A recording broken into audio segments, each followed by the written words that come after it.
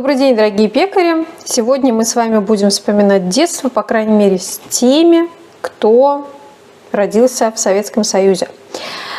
Весной, в апреле-мае, на прилавках магазинов появлялись так называемые кексы весенние или кексы майские. По своему внешнему виду и по вкусу, и по текстуре они были очень похожи на куличи, но в Советском Союзе никакие религиозные праздники не праздновали, их заменяли другими государственными праздниками, а изделия, привычные для потребителей, заменяли также другими. Вот так и появился кекс весенний или кекс майский.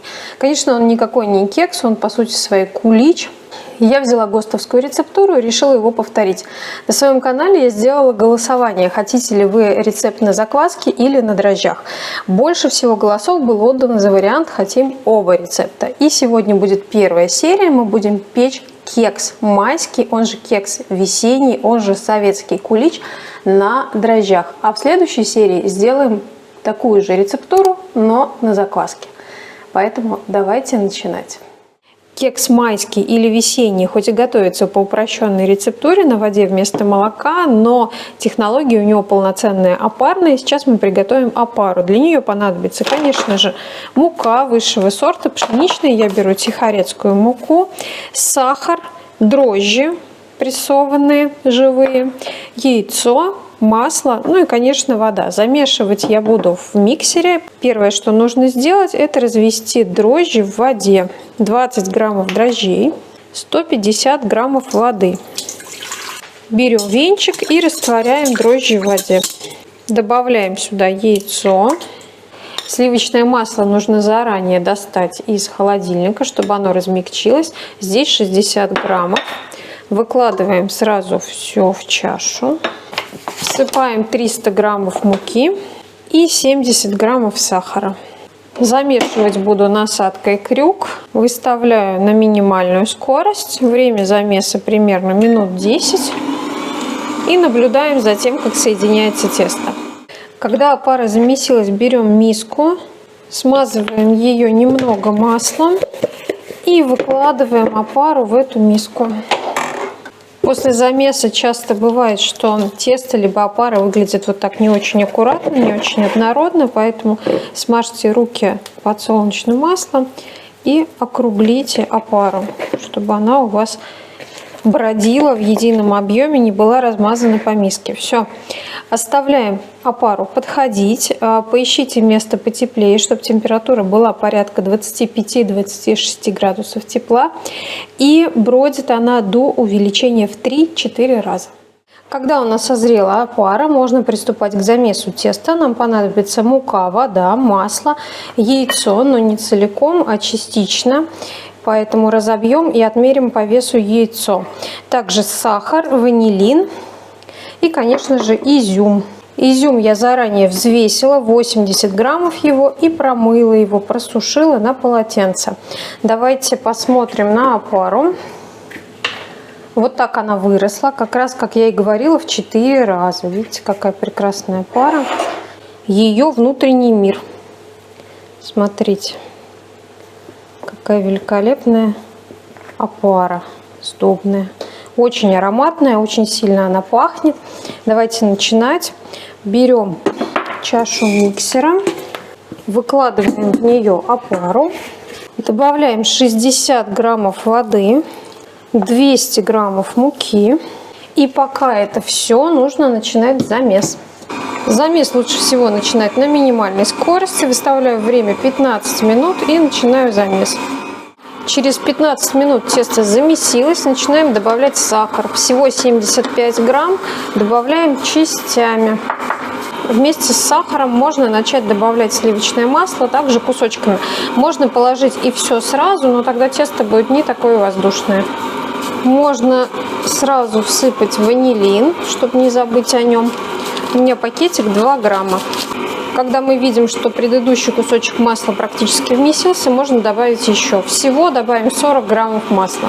Когда видим, что предыдущая порция сахара растворилась, можно добавить еще немного сахара. Итак, в 3-4 приема добавляем сахар и добавляем постепенно масло. Когда тесто хорошо замесилось, смотрите, какое оно эластичное, Можно добавлять яйцо. Я взболтала желток вместе с белком и отмерила 30 граммов. Вливаем сразу все и добавляем 5 граммов соли. Включаем на минимальную скорость замеса на 10 минут. Тесто фактически замешано. Отделяем от чаши, чтобы помочь миксеру. Берем изюм 80 граммов, как я уже сказала раньше. Опускаем обратно крюкой на минимальной скорости еще минуту-полторы. Замешанное тесто перекладываем в смазанную маслом миску. В принципе, можно тесто оставить и в чаше миксера, но я люблю привести его немножечко в порядок, прежде чем оставлять на брожение. Взять в руки, округлить, подкатать, посмотреть на его текстуру. Смотрите, какое красивое гладкое тесто получилось. Накрываем его крышкой, оставляем на полчаса в покое при комнатной температуре.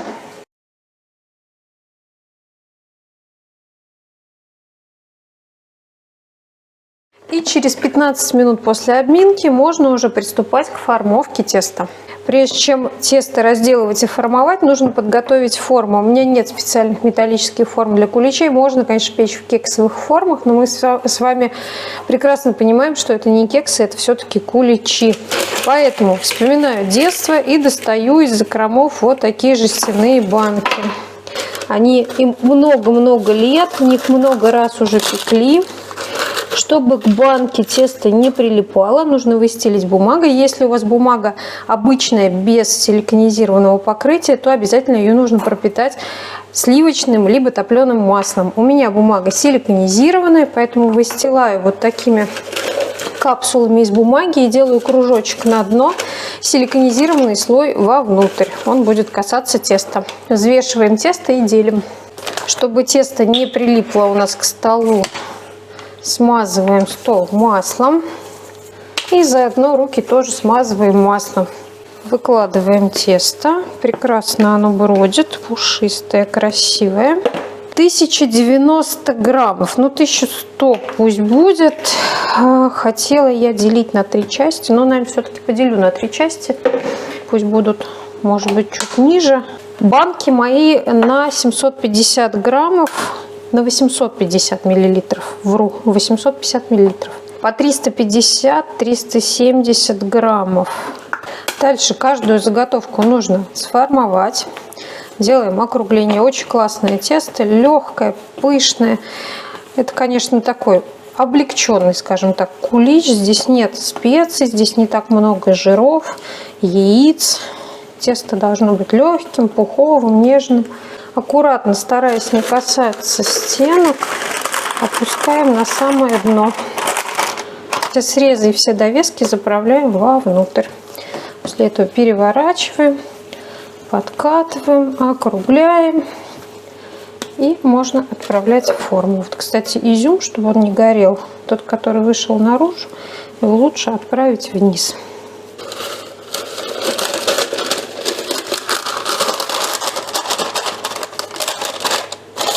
Ну все. Теперь ставим форму на расстойку. Ждем увеличения в 2 раза. Накройте какой-нибудь пленочкой, либо полотенцем. И наблюдайте за подъемом теста. Прошло 45 минут расстойки. Мои заготовки увеличились в 2 раза. Легчайшие, они нежнейшие. Сейчас их нужно смазать. У меня вот здесь остаток яйца от теста, и я буду использовать его как смазку. Аккуратно смазываем поверхность. Это позволит ему подняться еще выше в духовке и иметь глянцевую красивую шапочку. Духовку я разогрела на 170 градусов. Печься они будут порядка 35 минут. Понятно, что в Советском Союзе никаких термощупов у нас не было, но я все-таки рекомендую воспользоваться термощупом. Температура мякиша готового кулича 94-95 градусов. То есть где-то через минут 25-30 выпечки можно воткнуть в глубину спицу термощупа и замерить температуру. Сейчас берем шпажку бамбуковую и прокалываем паре тройки мест.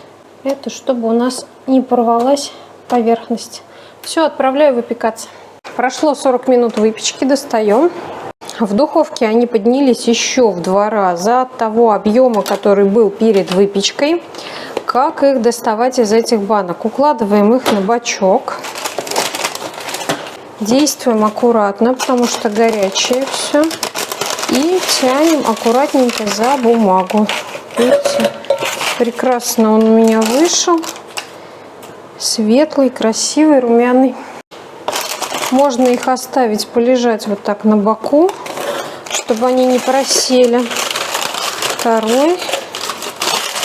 Ну а дальше, чтобы оправдать их название, все-таки это кекс весенний или кекс майский, а кексы мы обычно посыпаем сахарной пудрой.